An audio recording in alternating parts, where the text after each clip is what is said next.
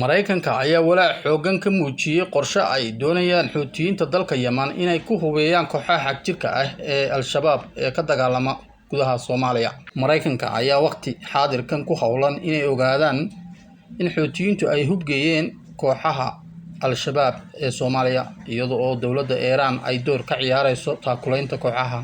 Toddobaadyadii u dambeeyay Mareykanka ayaa soo saaray digniino ay u dirayaan saaxiibadooda gobolka oo ku saabsan xiriirka wadahadallada dhex maray Xuutiyiinta Yemen iyo kooxda Al-Shabaab ee Soomaaliya inkastoo wadamada Afrikaanka ay horeba uga walaacsanaayeen wararka isa soo taraya ee la xiriira dhacdada. Shixnadaha hubka ay Xuutiyiintu ka soo dejiyeen Soomaaliya ayaa kooxda Yemen ilo dhaqaale oo ah kadib markii ay dowladda Mareykanku ay dadaal badan ku bixisay in ay godoomiso Xuutiyiinta si aanay howlgalladooda u guuleysan. Warbixinta ku saabsan xiriirka dhex maray Xuutiyiinta iyo Al-Shabaab ayaa laga soo xigtay saraakiil sarsare oo Mareykan ah. Si kastaba ha ahaatee, saraakiisha Mareykanka si dhab ah uma ogaan nooca hubka loo gacan geliyay Al-Shabaab, balse waxa ay filayaan kooxda Al-Shabaab ay gaadheen hub u badan hubiyaasha iyo gantaalaha garabka laga rido. Inkastoo ay Xuutiyiintu caan ku yihiin isticmaalka diyaaradaha droniska ee badda dusheeda iyo hoosteedaba mara iyo sidoo kale gantaalaha balaastika ah ee qaaradaha isaga gudba.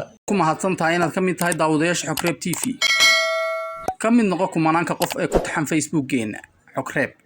follow soo dheh oo nagu soo biir. Sidoo kalena ha ilaawin share tayo comment kuwa noo mihin daawade. Waad ku mahadsantahay sida aad noogu xidhan tahay.